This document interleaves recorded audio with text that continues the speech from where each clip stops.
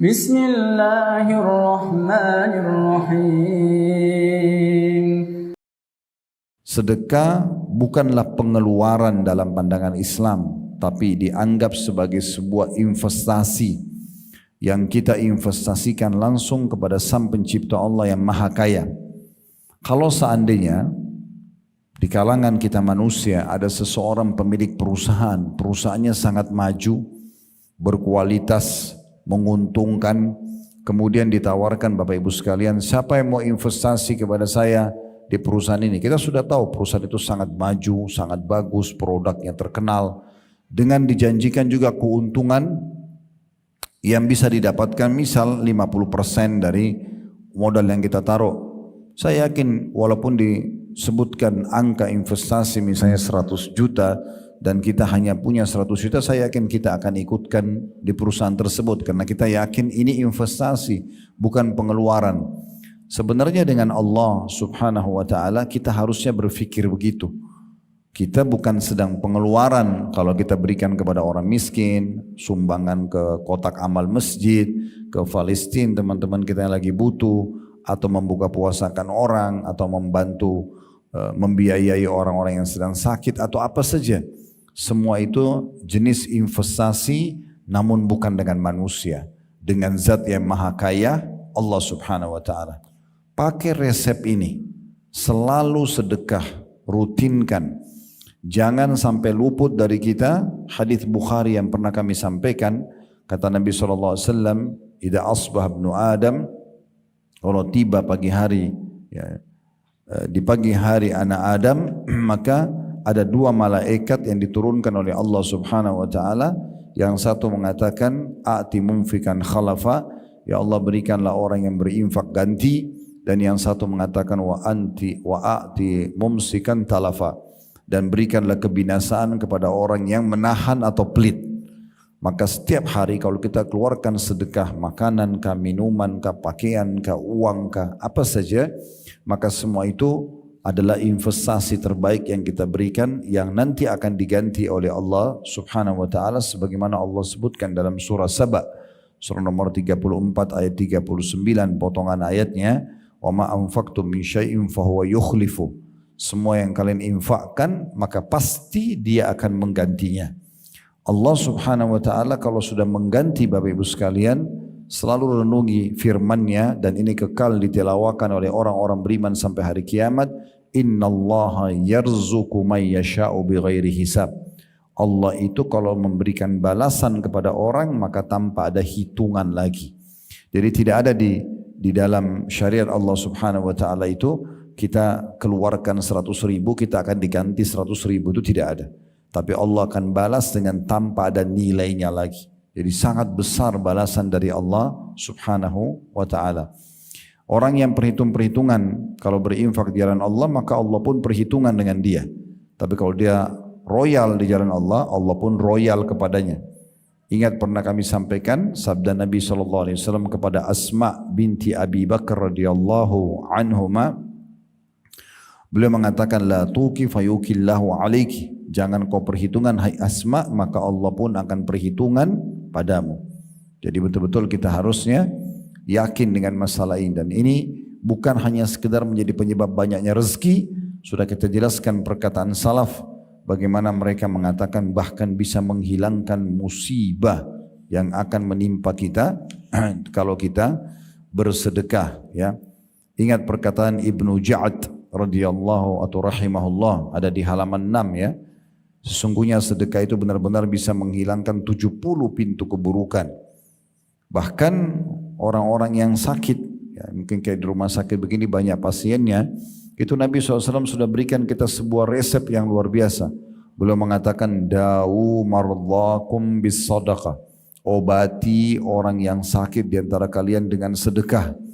Kalau dalam hitung-hitungan akal orang-orang kapitalis tidak akan nyambung. Memberikan kotak amal masjid, memberikan orang miskin bisa sembuhin penyakit saya. Nah itu, tapi dalam kamus agama kita memang seperti itu. Ya. Dan nanti akan ada dalam buku kita ini contoh-contoh berapa banyak orang yang sembuh dari penyakit-penyakit kronis justru karena sedekah yang dia keluarkan.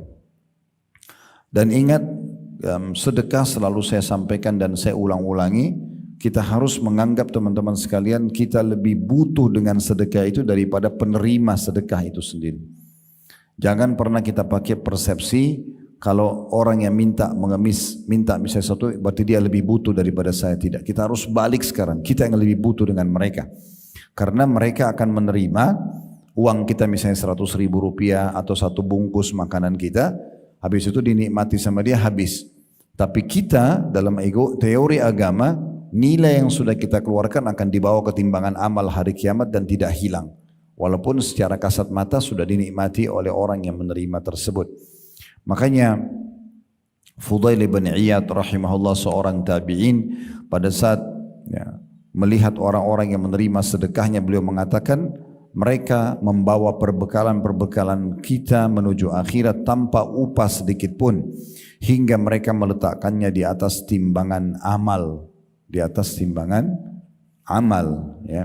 Dan sebagian salafus salih kalau kedatangan orang yang minta sesuatu, maka beliau mengatakan selamat datang wahai orang-orang yang hadir untuk membawakan perbekalan kami kepada Rabb kami. Jadi begitulah pandangan para ulama kita tentang sedekah itu. Mereka mengetahui dan menanamkan dalam diri mereka, mereka lebih butuh mengeluarkan sedekah daripada si penerima. Sehingga kalau persepsi seperti ini, kita justru yang mencari-cari siapa yang butuh bantuan, kita memberikan. Kita berharap dia bisa terima sedekah kita. Kalau selama ini kan persepsinya tidak seperti itu. Seakan-akan orang yang miskin itu yang minta, mereka yang butuh.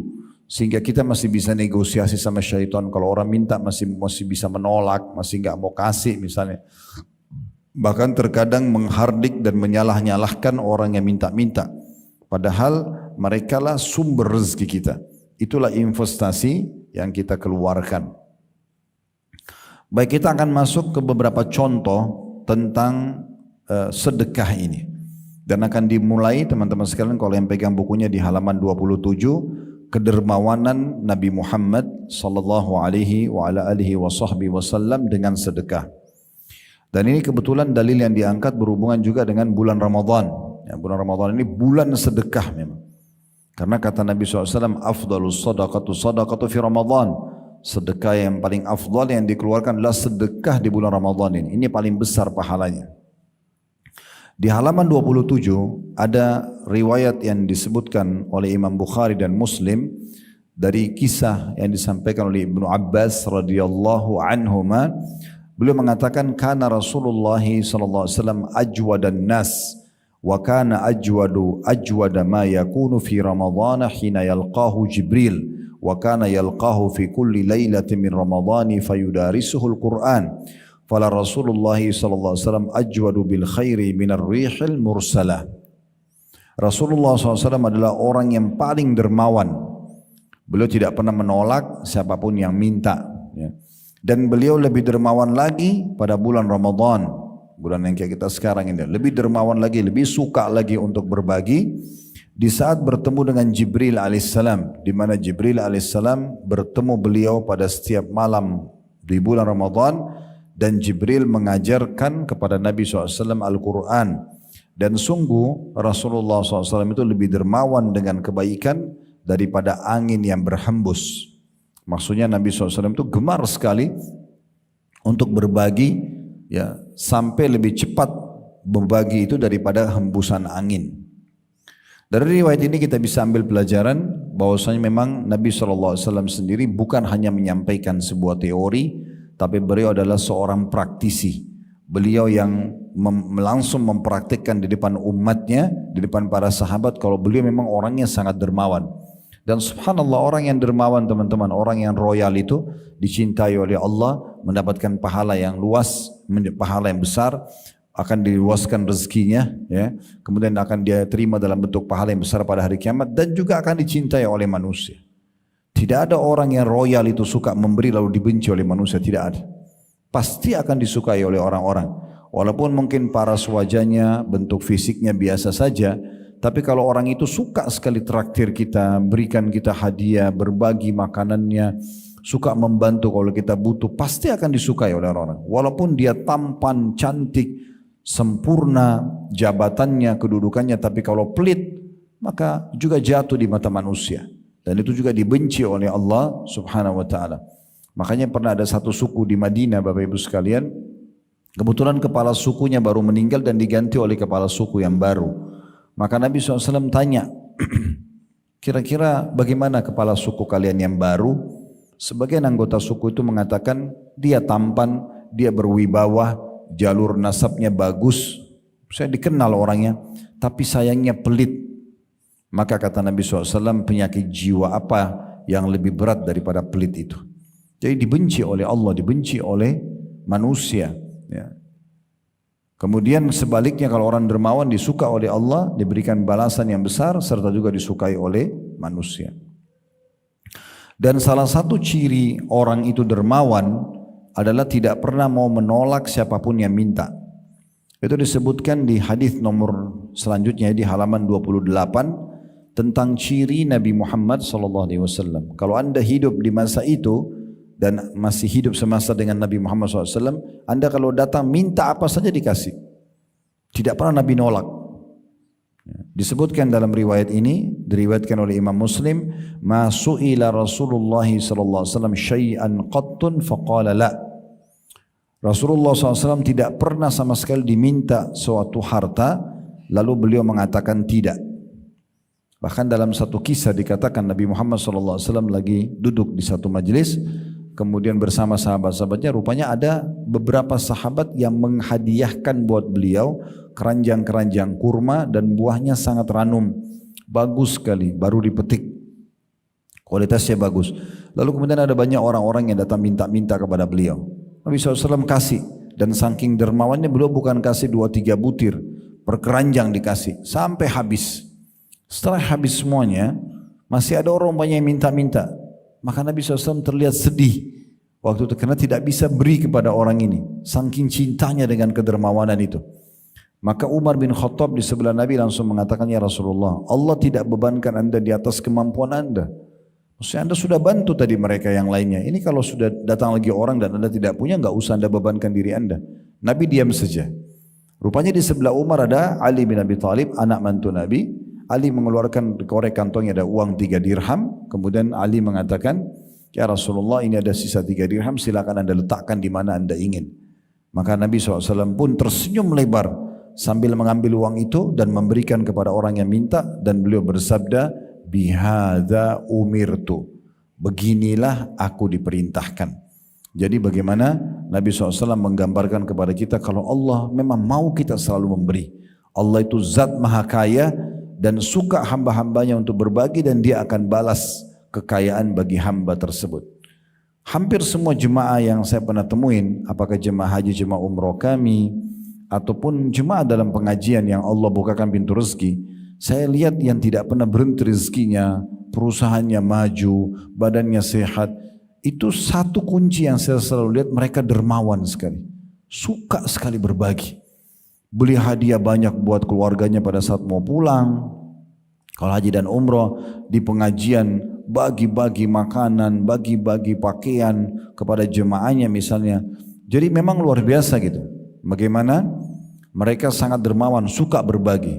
Dengan mereka berbagi, akhirnya membuat memang semuanya, ya, orang-orang suka, dan memang rezeki mereka tidak pernah berhenti. Dan ini salah satu ciri Nabi SAW. Kemudian selanjutnya yang ketiga diangkat kisah oleh penulis dari Anas radhiyallahu anhu, beliau berkata, "Masu'ila Rasulullah sallallahu alaihi wasallam 'ala al-Islam syai'an illa 'atahu wa laqad ja'ahu rajulun fa'atahu ghanaman baina jabalain faraja ila qaumi faqala ya qaumi aslimu fa inna Muhammadan yu'ti 'ata'an la yakhsha al-faqr." Hadis ini diriwayatkan oleh Imam Muslim. Artinya kata Anas radhiyallahu anhu, tidaklah Rasulullah sallallahu alaihi wasallam dimintai sesuatu atas keislaman, melainkan beliau akan memberikannya. Sungguh seseorang telah datang kepada beliau, lalu beliau memberikan kepada orang tersebut domba yang berada di antara 2 gunung. Kemudian orang tersebut kembali kepada kaumnya seraya berkata, wahai kaumku, masuklah kalian ke dalam Islam karena Muhammad itu memberikan pemberian dalam keadaan tidak akan mendatangkan kemiskinan. Jadi ini kisahnya ada di salah satu peperangan Nabi SAW, ada orang non-muslim. Orang non-muslim ini. Dia datang, dia lihat Nabi SAW lagi bagi-bagi harta rampasan perang. Dia minta, hai Muhammad, tolong kasih saya 1 ekor domba. Dia minta domba. Ya. Domba lumayan harganya, di kita pun di Indonesia sekarang di atas 1,5 juta, 2 juta per ekor. Dia minta. Nabi SAW kebetulan punya domba banyak sekali di antara 2 gunung. Beliau mengatakan ambil domba-domba ini. Banyak dikasih orang itu. Dia tidak sangka. Dia mengatakan jangan engkau bercanda denganku hai Muhammad. Kata Nabi SAW tidak, ambillah. Dalam buku-buku sejarah dikatakan orang ini saking tidak percayanya. Dia jalan menuju domba-domba itu.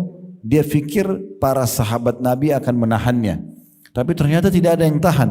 Sampai dia bawa pulang sekian puluh ekor domba, dibawa pulang ke kaumnya. Lalu kemudian dia pun masuk Islam. Dan dia mengingatkan kaumnya, dia mengatakan, hai kaumku, masuk Islamlah.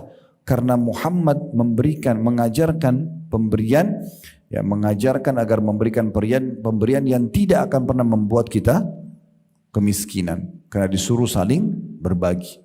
Dan Nabi SAW tanamkan ini kepada kita umatnya. Kata Nabi SAW, harusnya seorang muslim itu kalau makan dia kasih saudaranya, kalau dia punya pakaian dia kasih saudaranya, selalu sedekah. Sampai para sahabat mengatakan, kami setelah mendengarkan motivasi dari Nabi SAW, kami sampai mengira tidak ada orang muslim yang punya hak dari hartanya sendiri dibandingkan saudaranya muslim yang lain. Maksudnya saking Nabi SAW motivasi, ayo bantu, ayo kasih, ayo bagi. Sampai di masa Nabi itu para sahabat menganggap, saya misalnya tidak punya hak lebih dari harta saya dibandingkan saudara saya muslim yang lain. Dia pun bisa menikmati harta saya. Saking besarnya motivasi Nabi SAW untuk berbagi. Selanjutnya Nabi SAW juga mendidik istrinya. Dalam hadis riwayat Muslim. Bagaimana Nabi SAW mendidik agar istri-istri beliau semuanya dermawan, suka berbagi. Dinukil dari riwayat Aisyah radhiyallahu anha annahum zabahu syatan faqala an-nabiy sallallahu alaihi wasallam ma baqiya minha qalat ma baqiya minha illa qatifuha qala baqiya kulluha ghaira qatifiha. Bahwasanya para sahabat pernah menyembelih seekor domba, lalu Nabi sallallahu alaihi wasallam bertanya, adakah sisa darinya? Aisyah berkata, tidaklah tersisa kecuali hanya pundaknya saja. Lalu beliau bersabda, tersisa semuanya kecuali pundaknya. Artinya akan tersisa untuk kita di akhirat kelak kecuali pundaknya saja. Saya sedikit jelaskan riwayat ini. Nabi SAW pernah menyembelih seekor domba, lalu beliau berikan kepada istrinya Aisyah. Dengan tujuan, bagilah dan sisahkan sebagian. Maka Aisyah pun membagi-bagi domba itu kecuali punggungnya yang dia tahu Nabi suka sekali makan, bagian punggung depan kanan ya dengan paha nyambung gitu ya. Maka Aisyah tinggalkan itu untuk Nabi SAW. Waktu Nabi pulang rumah Nabi tanya, hai Aisyah, bagaimana dengan domba tadi? Kata Aisyah, semuanya sudah habis kecuali ya pundaknya sama lengan paha kanan depannya. Ya, karena saya simpan untuk anda ya Rasulullah. Maka Nabi SAW kembalikan, menjelaskan kepada Aisyah, katakanlah semuanya masih tersisa yang sudah kau kasih itu, dan justru yang tinggal bersama kita, yang habis adalah pundaknya. Apa maknanya? Yang engkau sedekahkan wahai Aisyah, justru itu masih ada terus di timbangan amalmu hari kiamat. Yang kau makan, itu habis untuk makanan saja. Berarti Nabi SAW memberikan pemahaman apa? Kalau kalian sedekah, 100 ribu, 100 juta rupiah, berapapun anda keluarkan, maka itu adalah harta investasi yang sebenarnya karena kita akan terima hasilnya di hari kiamat. Justru yang kita pakai makan, yang kita pakai pakaian itu hanya akan habis, kita pakai sebagai fasilitas. Dikeluarkan oleh Ibnu Jarir dari Sahal bin Sa'ad radhiyallahu anhu bahwa seorang wanita telah datang kepada Nabi SAW dengan membawa satu pakaian berupa mantel yang terukir pada ujung-ujungnya. Lalu wanita itu berkata, wahai Rasulullah, saya datang kepada anda untuk memberikan ini untuk anda. Lalu Rasulullah SAW mengambilnya, di mana beliau memang sangat membutuhkannya hingga beliau memakainya. Kemudian mantel itu dilihat oleh seseorang dari sahabat beliau, seraya berkata, wahai Rasulullah, betapa indahnya mantel tersebut, maka berikanlah mantel itu kepadaku. Beliau berkata, iya. Dan ketika Rasulullah SAW beranjak untuk memberikannya, para sahabat yang lain mencelah orang tersebut seraya mengatakan, engkau tidak bersikap baik ketika melihat Rasulullah SAW mengambil mantel itu dari wanita tadi karena membutuhkannya, lalu engkau memintanya. Padahal engkau tahu bahwa tidaklah beliau itu dimintai, melainkan pasti beliau memberikan, sehingga tidak mungkin menolaknya. Lalu orang itu mengatakan, demi Allah tidaklah ada faktor yang mendorong saya melakukan ini, melainkan karena saya berharap keberkahannya ketika telah dipakai oleh Rasulullah SAW, dan saya berharap agar saya dikafani dengan mantel tersebut. Saya jelaskan dulu kisah ini ya, ada dari halaman 29 sampai halaman 30. Pernah satu waktu di musim dingin, Bapak Ibu sekalian, dan Madinah ini kalau dingin sangat dingin. Kami pernah tinggal sana sekitar 7 tahunan, selain yang bolak-balik tapi tinggal waktu masih sekolah. Itu kalau musim dingin bisa 4-5 derajat, cukup dingin ya. Tentu ada wilayah-wilayah di muka bumi yang lebih dingin lagi. Ada yang minus ya, tapi di Madinah dinginnya sampai sekitar 4 atau 5 derajat. Tapi ini lumayan dingin untuk kita orang Indonesia. Yang jelas waktu itu ada seorang ibu, beliau membawa mantel, baju jubah musim dingin dan sangat indah, tebal, jahitannya bagus, disebutkan sini ujung-ujungnya ada ukiran-ukirannya, karena indahnya gitu. Lalu dia mengatakan, ya Rasulullah, saya datang untuk memberikan anda mantel ini. Maka Nabi SAW pun menerimanya. Dan dari poin ini kita ambil dulu sebuah pelajaran, bagusnya seorang muslim memberikan hadiah saudaranya muslim yang lain. Dan pada saat dia memberi, berikan yang terbaik. Berikan yang terbaik. Jangan setengah-setengah, kasih makanan terbaik, pakaian terbaik, semuanya yang terbaik kita berikan kepada orang lain. Dan juga sunnahnya kalau Bapak Ibu dikasih oleh orang, terima saja. Selama itu hadiah, tidak ada hubungannya sama pekerjaan anda. Ya, kalau pekerjaan, karena pekerjaan kita dikasih, namanya hadiah ummal. Itu nggak boleh. Sogokan sehingga membuat nanti anda prioritaskan orang tersebut, ini nggak boleh dalam Islam. Ya. Dan tidak halal bagi dia sampai dihalalkan oleh pemilik perusahaan. Oleh karena itu saya sering sampaikan juga dalam beberapa pertemuan pengajian, kalau seandainya anda bekerja di satu instansi perusahaan, anda bekerja di bagian pengadaan barang, lalu anda belanja barang ke vendor misalnya, lalu dapatlah dari vendor itu karena belanja banyak pakai uang perusahaan, anda dapat payung, dapat baju kaos, dapat pulpen, dapat televisi, dapat uang misalnya, diskon, semua itu milik perusahaan, bukan milik anda. Anda harus kembalikan kepada perusahaan, kalau perusahaan halalkan baru halal. Kalau tidak, maka tidak juga. Ya, nah, ini contohnya. Nah di sini Nabi SAW menerima karena tidak ada urusannya sama pekerjaan. Perempuan ini memberikan karena ingin memberikan hadiah kepada Nabi SAW, maka Nabi terima. Lalu yang terjadi, Nabi SAW pakai, dalam beberapa riwayat dikatakan karena beliau memang orangnya putih, tampan, bersih, jadi pakai mantel itu tambah tampan, dan beliau lewat di hadapan para sahabat pada saat mau memimpin sholat. Maka ada satu sahabat yang lihat itu karena suka lihat mantel itu, maka dia mengatakannya Rasulullah, padahal ini Nabi baru pakai. Bayangkan Bapak Ibu sekalian, kita dikasih baju bagus, tiba-tiba ada orang bilang bajunya bagus, kasih ke saya. Maka apa yang terjadi? Mungkin kita menolak. Nabi SAW tidak. Begitu dia baru pakai, orang itu langsung bilang, ya Rasulullah, mantel itu bagus sekali, bisa kasih ke saya enggak? Kata Nabi SAW, iya. Saking dermawannya, mantel yang baru yang bagus langsung dikasih.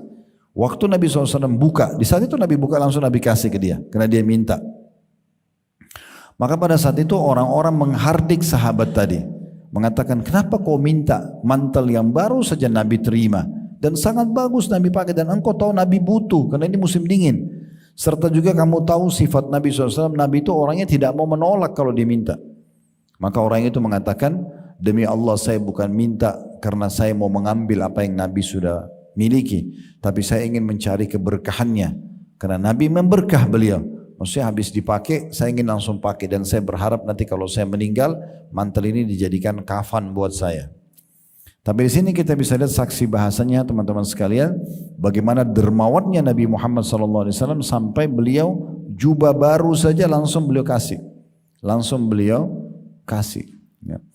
Ada sedikit tambahan riwayat, sepupu Nabi SAW namanya Abdullah bin Abbas radhiyallahu anhu, saking beliau belajarnya dari Nabi bagaimana dermawan ini, beliau pernah jalan dan beliau juga menggunakan jubah baru.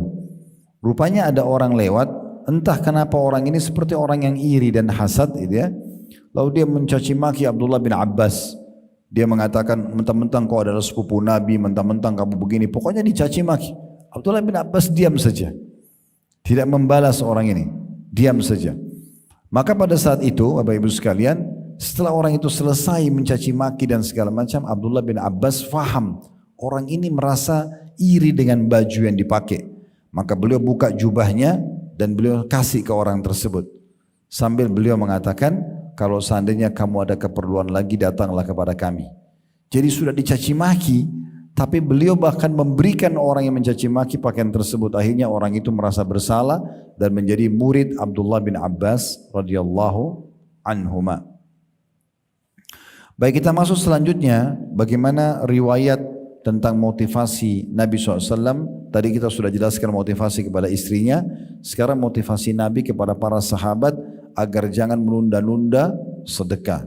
Di antaranya masih di halaman 30, riwayat dari Ibnu Mas'ud radhiyallahu anhu, beliau berkata, dakhalan Nabi sallallahu alaihi wasallam ala Bilalin wa indahu suwarun min gaz. Faqala ma hadha ya Bilal? Qala u'iddu dhalika li adyafik. Qala ama takhsha an yakuna laka dukhanun fi nari jahannam? Anfik ya Bilal wala takhsha min dhil arshi iqlala. Nabi SAW pernah melewati atau menemui Bilal, sedangkan di sisi Bilal ada setumpuk gandum. Lalu beliau bersabda, apa ini wahai Bilal? Bilal menjawab, saya menyiapkan untuk tamu-tamu anda. Maka Nabi SAW mengatakan, tidakkah engkau takut bahwa engkau memiliki masakan nanti di neraka Jahannam?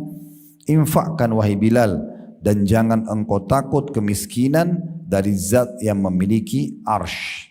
Ya.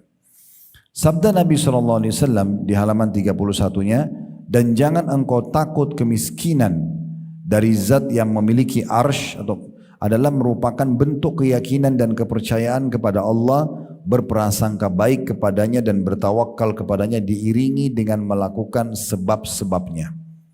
Jadi kita lihat di sini dari riwayat ini bagaimana Nabi SAW motivasi Bilal. Tidak usah tumpuk-tumpukin makanan, ada sedekahin, karena hari itu ada bisa saja hari terakhirmu, mungkin besok sudah tidak hidup. Kenapa enggak infakkan sekarang? Keluarkan, kasih kepada orang-orang. Dan jangan pernah kamu takut miskin hai Bilal. Maksudnya kalau kau masih hidup lagi besok, Allah akan kasih kamu. Jangan pernah kamu takut miskin kepada pemilik singgasana yang agung. Dari riwayat ini kita ambil dua pelajaran. Harusnya seorang muslim peduli dengan sedekah dan jangan menunda-nundanya dan memberikan maksimal di jalan Allah. Yang kedua, dia harus yakin Allah pemilik singgasana agung akan membalas dan menggantikannya.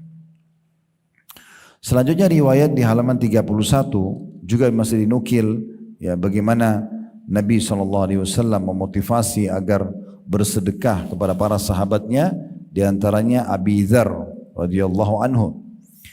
Dari riwayat Abdullah bin Abbas radhiyallahu anhu, Abu Dzar radhiyallahu anhu berkata kepadaku, wahai anak saudaraku, saya pernah bersama Rasulullah SAW dengan memegang tangan beliau dan beliau bersabda kepadaku. Jadi sahabat Nabi Abi Dzar menceritakan bagaimana pernah dia gandengan tangan sama Nabi dan Nabi nasihati dia. Apa nasihatnya?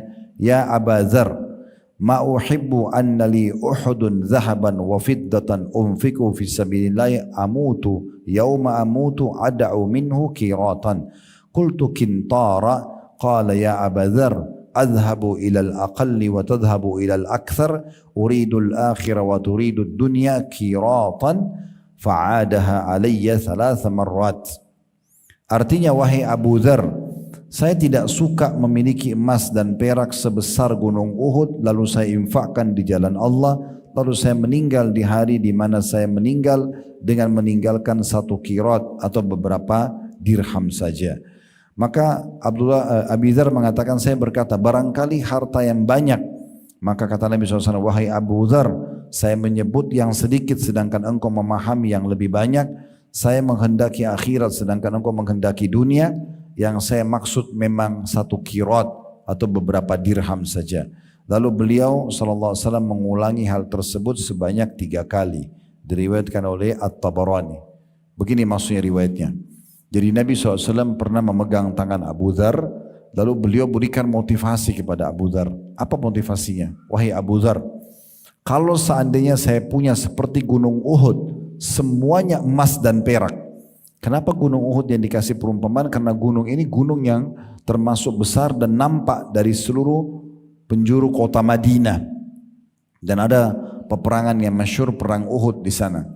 Maka kata Nabi SAW, hai Abi Dzar, ketahuilah, saya kalau punya emas dan perak seperti gunung Uhud besarnya, maka saya tidak berharap membiarkan lewat hari itu kecuali saya infakkan semua kecuali 1 qirot saja. 1 qirot cuma beberapa dirham, hanya untuk kebutuhan saja. Maka Abi Dzar mengatakan, ya Rasulullah, mungkin maksud anda terbalik, anda sedekahkan sedikit, sisanya anda tabung. Kata Nabi SAW, wahai Abi Dzar, saya menjelaskan bahwasanya lebih banyak saya infakkan sedikit yang saya sisa. Kamu balik kasusnya, kamu menganggap bahwasanya yang saya harapkan adalah saya keluarkan sedikit dan saya tabung banyak. Terbalik, yang saya maksud memang betul, saya akan keluarkan semuanya 1 gunung itu kecuali sedikit saja darinya. Saya menginginkan akhirat sementara kamu sendiri menginginkan dunia. Jadi kita lihat bagaimana Nabi SAW motivasi. Sebenarnya Nabi SAW tidak punya emas dan perak seperti gunung Uhud, tapi beliau bilang kepada Abi Dzar, kalau saya punya, saya akan keluarkan semua, tidak ada tabungan. Saya akan sedekahkan semua di jalan Allah, dengan harapan tentunya Allah SWT akan memberikan gantinya. Perlu Bapak Ibu garis bawahi, tolong direnungi baik-baik apa yang saya mau ucapkan ini. Dan bisa Bapak Ibu buktikan, baca sejarah mereka. Uthman bin Affan, Abdurrahman bin Auf, Sa'ad bin Ubadah, Talha bin Ubaidillah, Sa'ad bin Abi Waqqas, dan banyak sahabat-sahabat Nabi yang kaya raya. Bapak Ibu tahu, saya pernah telusuri riwayat mereka dan sudah kita buat tablik akbar di Blok M, sebulan sekali serial mereka.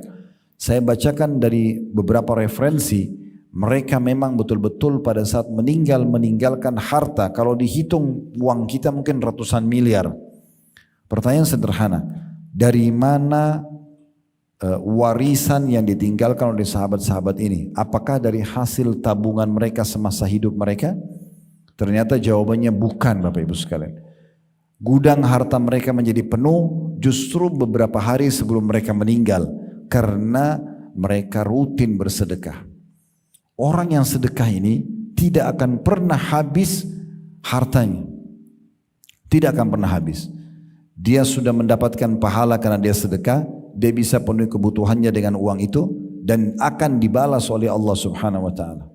Ini jelas sekali dalam fakta lapangan di kehidupan para sahabat tersebut. Jadi pada saat mereka meninggal seperti Abdurrahman bin Auf itu, saking menumpuknya emas di gudangnya sampai harus di waktu dibagi kepada harusnya dihancurin, dipotong sama kampak.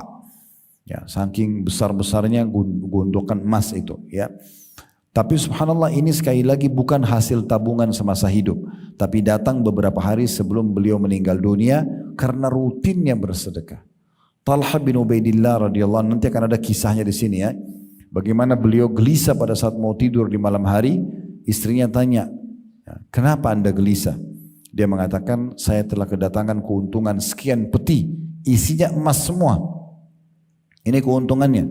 Maka saya gelisah jangan sampai saya meninggal Allah tanya nih harta. Ya, masih ada di rumah. Maka istrinya yang salihah, ya bukan seperti wanita di masa sekarang, mungkin kalau dia harta suaminya melimpah malah buat saya aja, biar saya beli emas, biar saya begini. Tapi wanita ini mengatakan, kenapa anda pikirkan itu? Mari kita bungkus harta ini dan kita bagi-bagikan. Maka suami istri semalam suntuk menghabiskan keuntungan perusahaan mereka untuk dibagikan kepada orang-orang susah. Sampai tiba pagi hari. Dan waktu ditanya petugas di rumahnya, berapa harta yang dikeluarkan oleh Talha, maka dikatakan sekitar 600 ya, atau 600 ribu ya, dirham atau dinar itu. Saya kurang ingat jumlahnya, tapi seperti itulah. Jadi jumlahnya banyak sekali dalam bentuk rupiah tentunya. Baik, itulah contoh dari Nabi Muhammad sallallahu alaihi wasallam Sekarang kita masuk contoh dari Abu Bakar radhiyallahu anhu dan kita akan tutup dengan ini tentunya ya.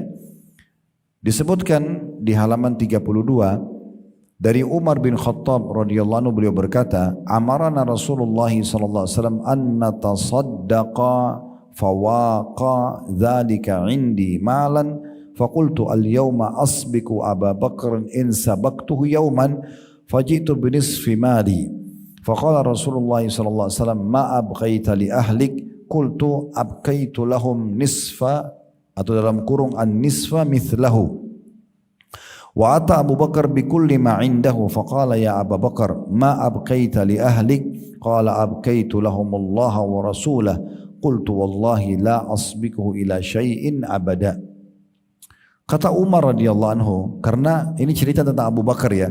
Abu Bakar ini orangnya suka berinfak, dan kalau berinfak itu enggak nanggung-nanggung. Kalau dia korek kantongnya ada uang 500 ribu, semua dikasih 500 ribu. Dia orangnya enggak perhitungan, langsung dikeluarkan semua. Lagi enggak pakai milih-milih lagi duitnya. Itu sifatnya Abu Bakar. Maka Umar satu waktu mendengar seruhan dari Nabi SAW untuk berinfak, pada saat itu untuk perang.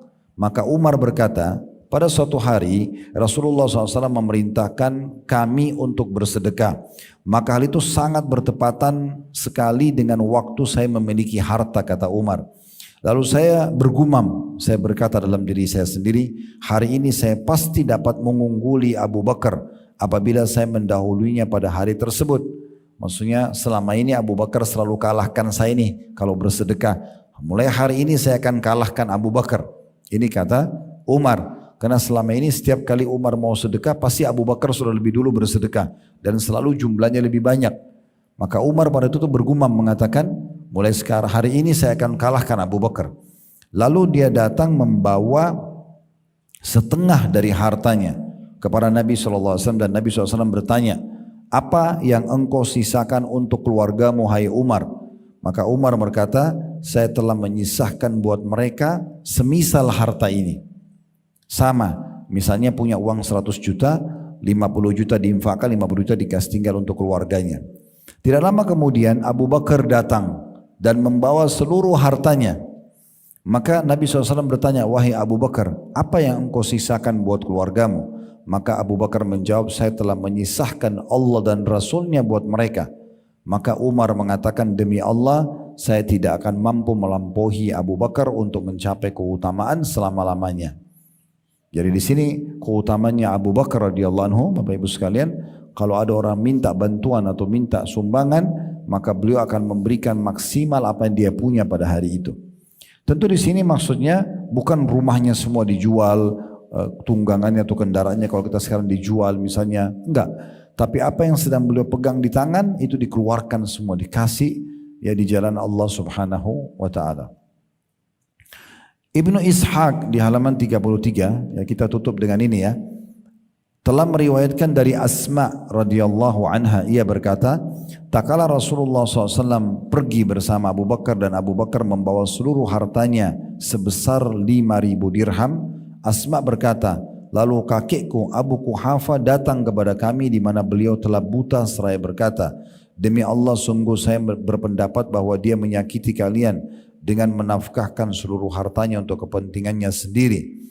Asma berkata, tidak demikian wahai kakek, sesungguhnya dia telah meninggalkan harta yang banyak buat kita.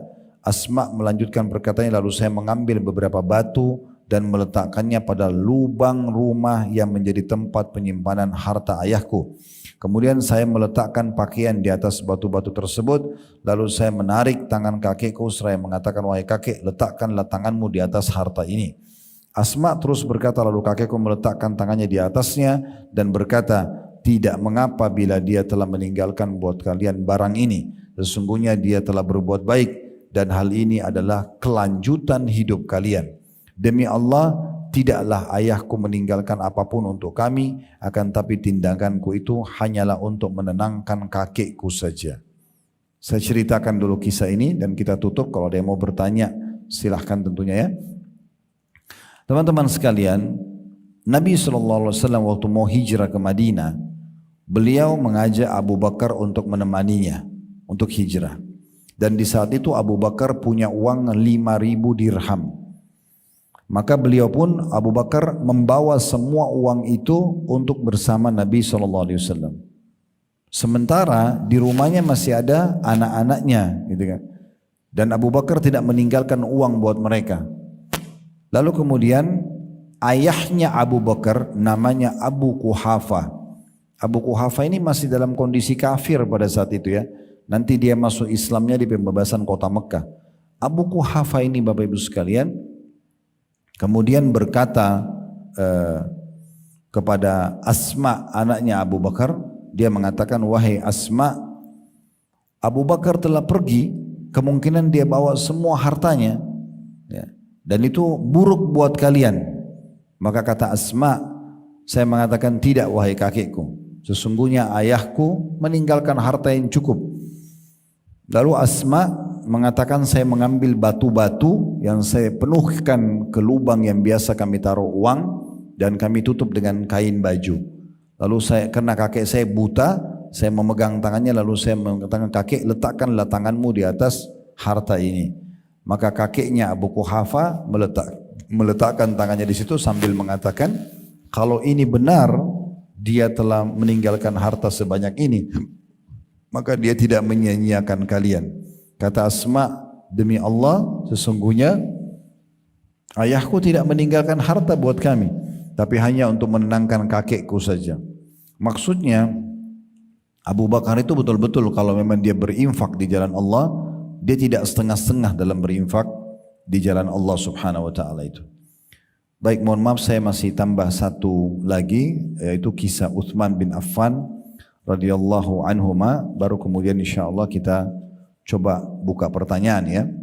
Salah satu contoh juga orang yang sangat suka berinfak adalah Uthman bin Affan radhiyallahu anhu, anak mantu Nabi dan termasuk orang kayanya sahabat. Disebutkan di halaman 34 Al-Hakim meriwayatkan dari Abdurrahman bin Samurah radhiyallahu anhu, beliau berkata, Uthman bin Affan datang kepada Nabi SAW dengan membawa 1.000 dinar ketika mempersiapkan pasukan Al-Usra atau pasukan perang Tabuk ketika masa sulit. Lalu Uthman meletakkan seluruh dinar itu di pangkuan Nabi SAW. Abdurrahman berkata, lalu Nabi SAW membalikkannya seraya bersabda, ma dharra Uthmana ma amila ba'da hadzal yaum. Tidak akan ada yang membahayakan Uthman apapun yang dilakukannya setelah hari ini. Beliau mengatakannya beberapa kali, diriwayatkan oleh Al-Hakim. Jadi contoh di Uthman bin Affan, waktu Nabi SAW panggil, ayo berinfak, ayo bersedekah, di peperangan terakhir beliau, namanya perang Tabuk, Bapak Ibu sekalian, perang Tabuk, peperangan terakhir. Dan waktu itu jaraknya jauh sekali dari Madinah, di musim panas, sampai dikenal dengan peperangan yang sulit. Ya. Ada 30.000 pasukan muslim yang akan berangkat, dan itu tinggal tunggu beberapa hari saja akan panen kurma. Lalu itu pendapatan utamanya penduduk Madinah. Lalu Nabi SAW ajak orang-orang untuk berinfak. Nah, di antara yang paling besar berinfak adalah Uthman bin Affan membawa 1.000 dinar ya, kepada Nabi SAW. Ini nilainya miliaran ya. Langsung diletakkan di paha Nabi SAW. Ya Rasulullah, ini saya infakkan untuk berperang. Maka Nabi SAW menjamin mengatakan, setelah perbuatan ini, sedekah ini, tidak akan ada yang bisa membahayakan Uthman. Maksudnya membahayakan, dia tidak akan miskin, dia tidak akan sengsara, baik dunia ataupun akhirat. Ini karena infaknya di jalan Allah. Dalam riwayat lain, Nabi SAW bersabda, Ghafarallahu laka ya Uthman, ma asrarta wa ma alanta wa ma akhfaita wa ma huwa kainun ila an taquma as-sa'ah. Semoga Allah mengampuni wahai Uthman, apa yang engkau rahasiakan, apa yang engkau tampakkan, dan apa yang engkau sembunyikan, serta apapun yang terjadi hingga hari kiamat nanti. Maksudnya karena dia berinfak, maka Nabi doakan dengan doa yang mulia ini. Ibnu Umar juga menukil di halaman 35 tentang kedermawanan Uthman. Rasulullah SAW bersabda, "May yashtari lana bi'ra rumata fayaj'aluha sadaqatan lil muslimin, saqahu Allahu yaumal qiyamati minal 'atash." Fashtaraha Uthmanu faja'ala sadaqatan lil muslimin. Nabi SAW bersabda, siapa yang mau membeli sumur rumat. Sumur rumat ini ada satu nama sumur, itu pada saat akan terjadi perang Tabuk tadi, miliknya orang Yahudi. Waktu itu kebetulan rata-rata sumur di Madinah kering kecuali sumur itu. Maka Nabi SAW bilang, siapa yang membeli sumur itu namanya sumur rumat. Ya. Lalu kita akan menjadikannya sebagai sedekah untuk muslimin, diwakafin. Niscaya Allah akan memberikan kepadanya minum yang disebabkan kehausan pada hari kiamat nanti. Lalu Utsman membelinya, kemudian dia menjadikannya sedekah untuk kaum muslimin. Jadi begitu cepatnya mereka, kalau ada kesempatan untuk berdonasi, mereka langsung pertama-tama melakukan, diantaranya Utsman karena mendengar orang yang membeli sumur rumat akan diberikan minum yang menghilangkan hausnya nanti pada hari kiamat. Selanjutnya dari Ibnu Mas'ud radhiyallahu anhu, beliau mengatakan kami pernah bersama Nabi SAW pada satu perang, lalu pasukan kaum muslimin mengalami kesulitan hingga saya melihat kemalangan di wajah kaum muslimin dan kebahagiaan di wajah orang-orang munafik. Dan ketika Rasulullah SAW melihat kondisi itu, beliau bersabda, Wallahi la taghibu syamsu hatta ya'tiyakumullahu birizq. Demi Allah tidak akan tenggelam matahari pada hari ini hingga kalian akan mendapatkan rezeki dari Allah. Lalu Utsman bin Affan mengetahui hal tersebut dan membeli 14 tunggangan unta berisi makanan, lalu mempersembahkan 9 dari tunggangan tersebut kepada Nabi SAW. Ketika Rasulullah SAW melihat hal itu, beliau bersabda, gerangan apakah ini? Para sahabat berkata, Utsman yang telah mengirimnya kemari. Lalu terlihatlah kebahagiaan di wajah Rasulullah SAW dan kemalangan di wajah kaum munafik. Lalu saya melihat Rasulullah SAW mengangkat kedua tangannya hingga terlihat putih kedua ketiak beliau untuk mendoakan Utsman dengan suatu doa yang belum pernah saya dengar beliau berdoa untuk seorang sebelumnya dan setelahnya dengan doa tersebut, yaitu Nabi mengatakan Allahumma a'ti Utsmana, Allahumma fa'al bi Utsman. Ya Allah berilah Utsman, ya Allah berbuat baiklah terhadap Utsman. Riwayat ini kita jelaskan Bapak Ibu sekalian. Kalau Utsman bin Affan adalah salah satu sifat dermawannya, dia tidak pernah mau luput kesempatan sekecil apapun untuk meraih apa yang dijanjikan oleh Nabi SAW.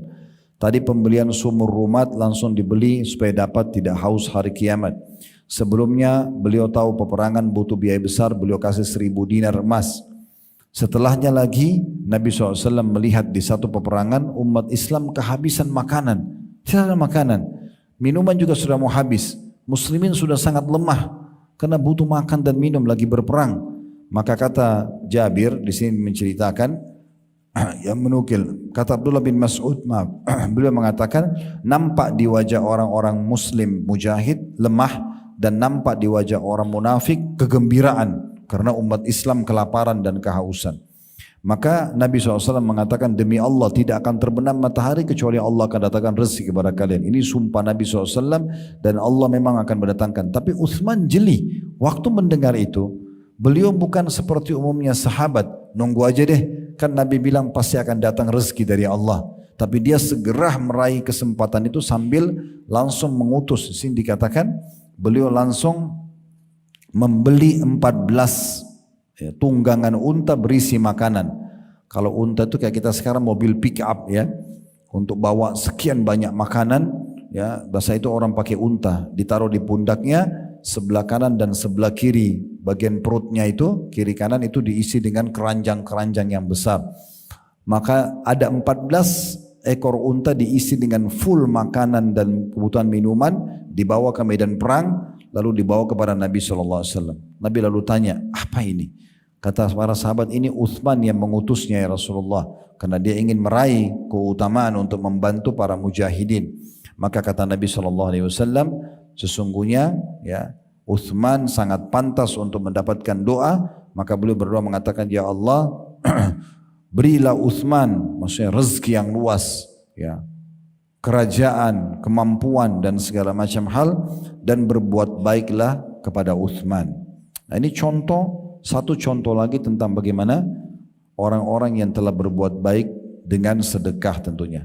Kedepannya Bapak Ibu sekalian insyaAllah kita akan lanjutkan di kisah Ibnu Umar, kemudian kisah Ummul Mu'minin Aisyah, dan kisah Zainab binti Jahash, kisah Abu Dahda, cukup banyak kisah-kisah sahabat sampai kisah Abu Talha yang akan kita tutup nanti di pertemuan akan datang dengan 5 kisah itu dan pelajaran-pelajaran yang bisa kita ambil. Lalu pertemuan selanjutnya kita akan bahas berobat dengan sedekah. Nanti ada bab khusus di halaman 46 tentang masalah itu. Kita terus berdoa kepada Allah SWT, semoga seluruh amal-amal kita diterima oleh Allah, baik yang sudah kita kerjakan, yang sedang kita kerjakan, yang akan kita kerjakan sampai menjelang ajal dan nanti dengan pahala yang sempurna. Semoga seluruh dosa-dosa yang pernah kita kerjakan sengaja atau tidak sengaja, besar ataupun kecil, dimaafkan oleh Allah Subhanahu wa taala. Semoga Allah selalu jaga persatuan, kesatuan dan kemerdekaan negara kita. Allah karuniakan kita pemimpin-pemimpin yang baik, yang adil, yang menjalankan, yang bertanggung jawab dan amanah, menjalankan tugas dengan baik, dan Allah makmurkan negeri kita dan menjadi contoh bagi negara-negara yang lain. Selalu kita doakan saudara-saudara kita di Palestina, terutama di Gaza yang sedang tertindas, semoga Allah ikhlaskan niat mereka, terima para syuhada mereka, mulakan Islam di tangan mereka dan tangan kita semua, dan semoga Allah ikut sertakan kita bersama mereka di pahala, baik dengan doa, dengan harta, juga dengan jiwa kita, dan semoga Allah memenuhi semua hajat-hajat kita dunia dan akhirat, dan Allah sampaikan kita kepada kesempurnaan iman, ilmu dan amal saleh, dan Allah jauhkan kita dari segala pelanggaran dan pembangkangan juga dosa-dosa, dan semoga Allah satukan kita semua di surga firdausnya tanpa hisab, mana disatukan dalam majlis ilmu yang mulia ini. Allahumma amin. Wa sallallahu ala nabiyyina Muhammadin wa alihi wa sahbihi wa sallam, wa akhiru da'wana alhamdulillahi rabbil alamin. Subhanakallahumma bihamdika asyhadu an la ilaha illa anta astaghfiruka wa atubu ilaik. Wassalamualaikum warahmatullahi wabarakatuh. Alhamdulillahi rabbil alamin.